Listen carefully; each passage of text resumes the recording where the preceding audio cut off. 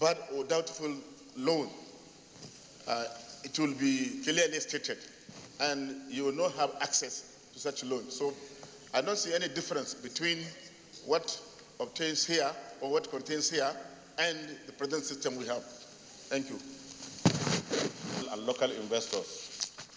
And part of the World Bank recommendation is that for international trade, all contracting countries must have a bill of this nature.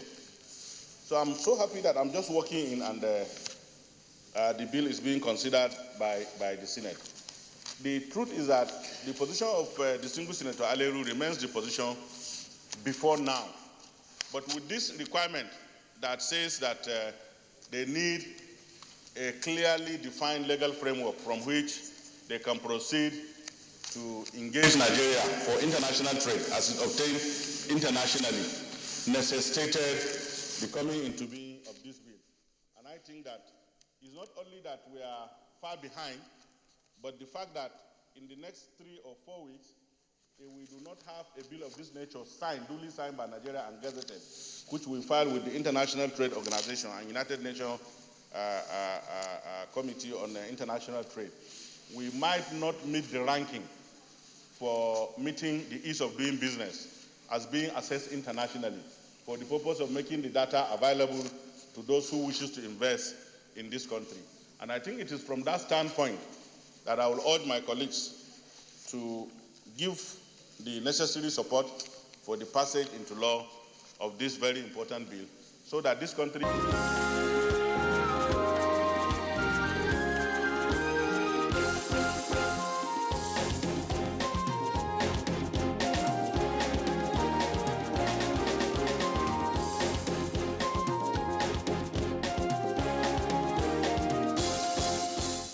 In the meantime, Senator Hope Uzodimma, Imo West Senatorial District and Chairman Senate Committee on Customs, has drawn the attention of the Senate to the colossal loss of foreign exchange through revenue leakages at the nation's seaports.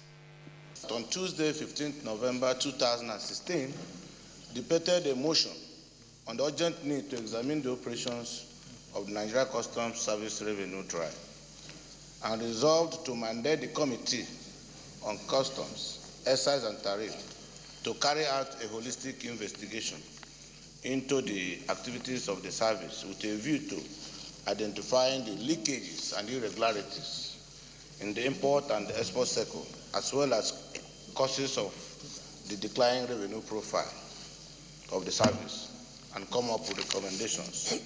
Mr. President, we've gone into this assignment, and honestly speaking, we have identified between 2006 to 2017 over 30 trillion naira worth of foreign exchange in form of approved Form M meant for import, for which there is no evidence that the goods came into the country. Rather, what the commercial banks did is they applied for this foreign exchange, and the central bank allocates the foreign exchange to them. These monies are transferred to foreign banks, and there is no shipping documents to show that the goods came in. So they have been round tripping with the limited foreign exchange we have in Nigeria. Secondly, the recent one, which is mind-blowing, is that shipping companies will load now full cargoes, goods worth of billions of naira, and they will come into the country. They go into what they call bonded warehouse terminals. They will offload. Nigerian government will not collect one kobo. Or they do informal negotiations with the terminal operators, the regulators, and then they will offload, which is an international crime.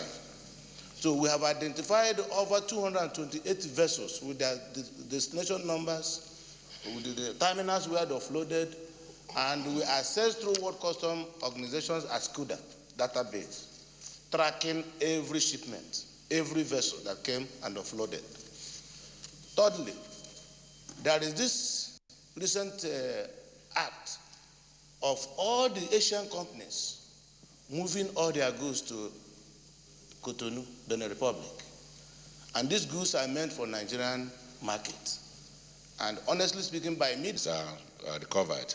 We cannot be going to China and all over the world trying to borrow money when we can recover easily some of the money that were lost through some corrupt practices.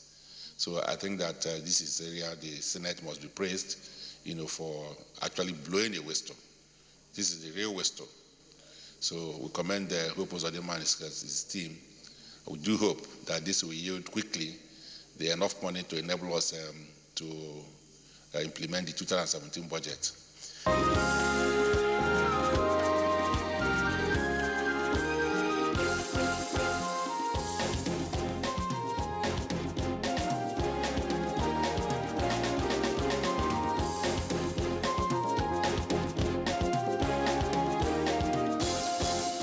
Now, Senate Deputy Majority Leader, Senator Bala Ibn Naala, has called on governments at all levels to provide modern boats for transportation to check the incessant boat mishaps and loss of lives and properties in the Yauri end of the River Niger. It notes the recent boat mishap in Ngaski local government area in Kebbi South, Senatorial District of Kebbi State, with 26 lives, where 26 lives were lost, while as at today, despite these years and the sacrifice that this community has done, it is without good drinking water and without electricity as it stands today. That is the sad situation. And I will equally urge my colleague to understand the fact that despite this experiencing pain, the community has remained consistently loyal to the government of the Federal Republic of Nigeria. But there are growing concerns. And of course, those of my friends from the Niger Delta will know how this thing starts. And I think that it is important that we nip this in the bud. What actually happened is that, Mr. President, they only use this plank canoe to transport people across the river. And every year when the water level goes down, we have this problem because the navigational area has not been So this is really the situation, and I urge my colleague to look at this very disturbing aspect and to support this motion. It is true that in Ngaski community in Kebbi State are seriously suffering from environmental degradation as a result of the construction of Kainji Dam. Kainji Dam was constructed not only to provide electricity, but also to provide water for irrigation.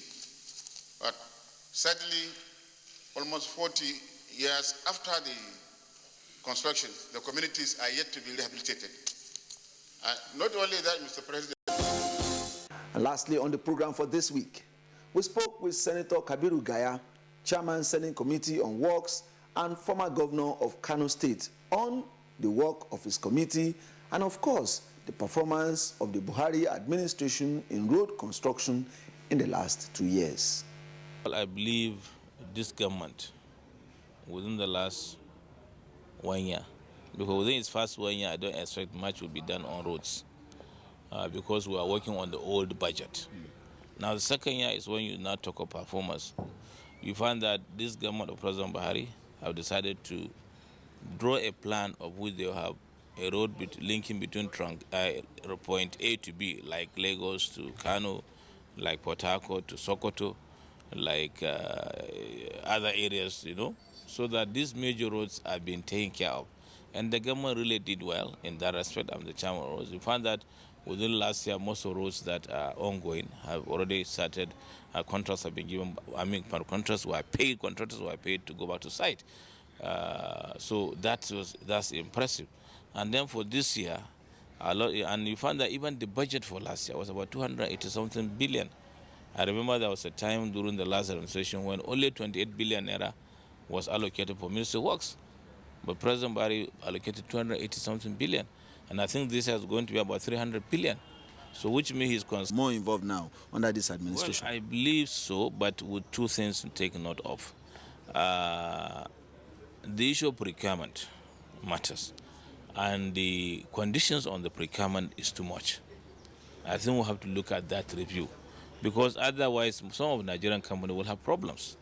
other foreign companies, all those requirements, they have it. For example, so I find that there is a need to review the procurement process. There's also a need to also review the timing of the procurement. We spent about 6-7 months. You remember last 2008, 2016 project were awarded in